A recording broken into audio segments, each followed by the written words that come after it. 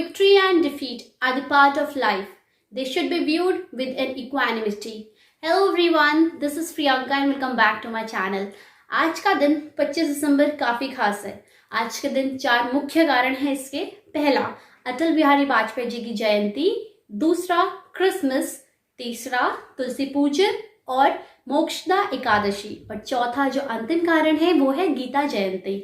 आज की वीडियो में मैं आपको इन सब के बारे में विस्तार से बताने वाली हूँ, लेकिन उससे पहले जिसने चैनल सब्सक्राइब नहीं करा है जल्दी से चैनल सब्सक्राइब करें और बेल आइकन को दबाना ना भूलें. और आप डिस्क्रिप्शन बॉक्स में दिए गए आप मुझसे जुड़ने के लिए मेरे दूसरे सोशल साइट्स भी यूज़ कर सकते हैं. तो चलिए वीडियो देखना शुरू करते हैं. दुनिया के वीराने पथ पर जब जब नर ने खाई ठोकर, दो आंसू शेष बचा पाया. जब जब मानव सब कुछ खोकर मैं आया, तभी द्रवित होकर मैं आया ज्ञान दीप लेकर.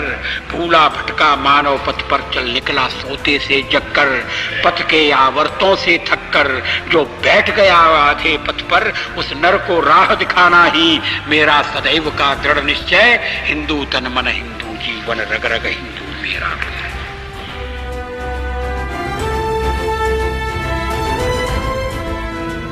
ईश्वर की शपथ लेता हूँ कि मैं विजय द्वारा स्थापित भारत के संविधान के प्रति सच्ची श्रद्धा और निष्ठा रखूंगा. आज़ादी को 50 साल होने आए, हम जयंती मनाने जा रहे हैं. आज देश की स्थिति क्या है? हम पिछड़ क्यों गए? There are forces outside our country that believe that they can use terror to unravel the territorial integrity of India. They wish to show that a multi-religious society cannot exist.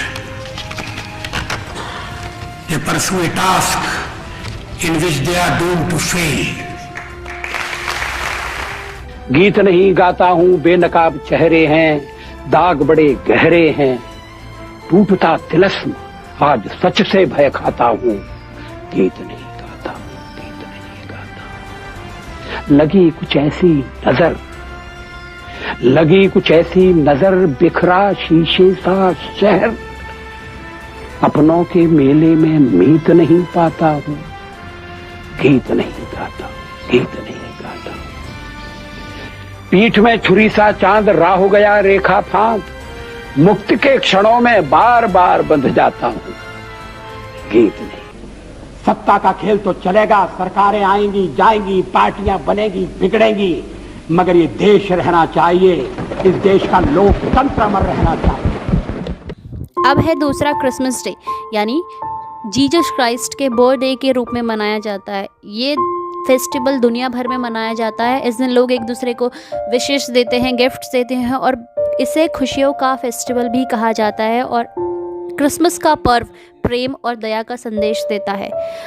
तीसरा जो मोक्षदा एकादशी व्रत है, पंचांग के अनुसार 25 दिसंबर को मार्गशीर्ष मास के शुक्ल पक्ष की एकादशी तिथि है. एकादशी तिथि को मोक्षदा एकादशी के नाम से जाना जाता है. यह साल की अंतिम एकादशी है. मोक्षदा एकादशी भगवान विष्णु को समर्पित है. इस दिन भगवान विष्णु की पूजा की जाती है.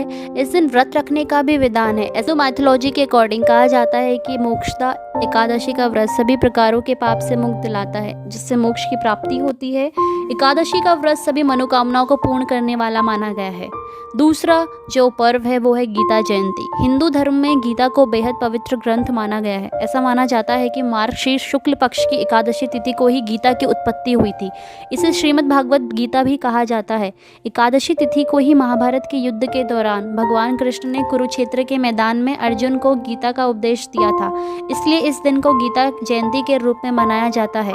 गीता का उपदेश मनुष्य को जीवन में श्रेष्ठ बनने के लिए प्रेरित करता है. गीता में कुल 18 अध्याय हैं. इस दिन गीता का पाठ करने से भगवान श्री कृष्ण का आशीर्वाद प्राप्त होता है.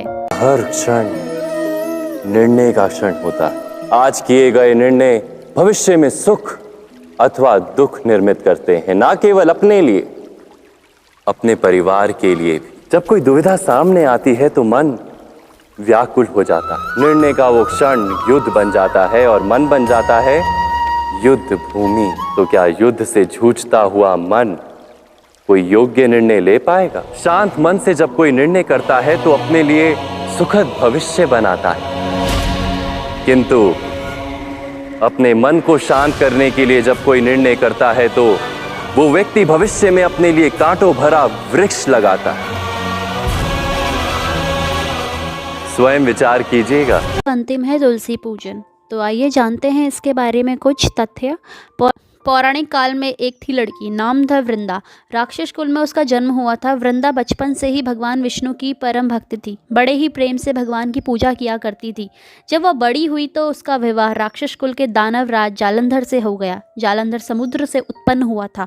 वृंदा बड़ी ही पतिव्रता स्त्री थी, सदा अपने पति की सेवा किया करती थी।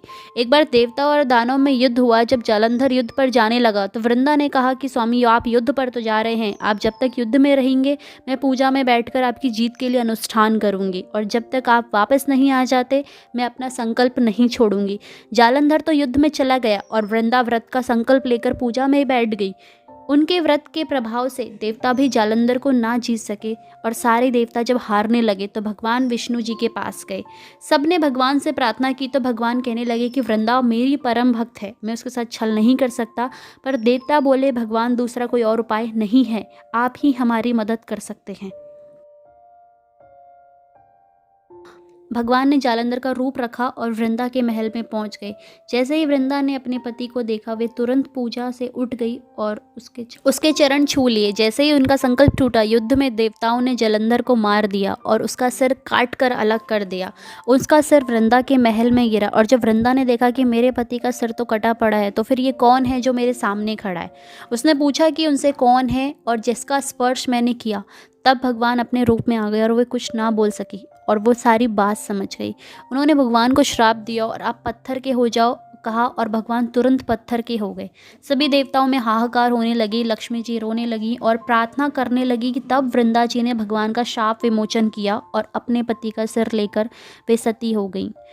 उनकी राख से एक पौधा निकला। तब भगवान विष्णु जी ने कहा, आज से इसका नाम तुलसी है और मेरा एक रूप इस पत्थर के रूप में रहेगा, जिसे शालिग्राम के नाम से तुलसी जी के साथ ही पूजा जाएगा, और मैं बिना तुलसी जी के भोग स्वीकार नहीं करूँगा। तब से तुलसी जी की पूजा सभी करने लगे और तुलसी जी का विवाह शालिग्राम जी के साथ कार्तिक मास में किया जाता है।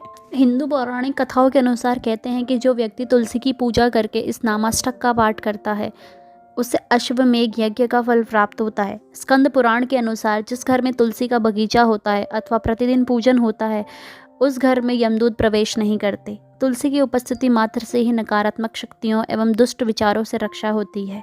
ये थी कुछ जानकारी आज के दिन के ऊपर। उम्मीद करती हूँ कि आपको जानकारी पसंद आई होगी, और अगर आपको वीडियो अच्छी लगती है तो आप इसे लाइक, शेयर, कमेंट, और यदि आप मेरे चैनल पर नए हैं तो जल्दी से सब्सक्राइब करना ना भूलें।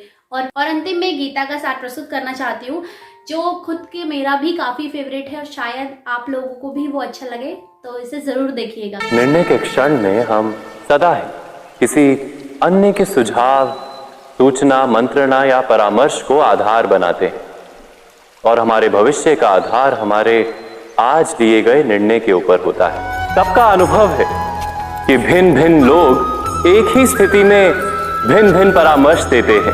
धर्म से भरा हृदय धर्ममय सुझाव देता है, और अधर्म से भरा हृदय अधर्म का परामर्श देता है। अर्थात किसी का सुझाव अथवा परामर्श स्वीकार करने से पूर्व स्वयं अपने हृदय में धर्म को स्थापित करना क्या आवश्यक नहीं? स्वयं विचार कीजिए।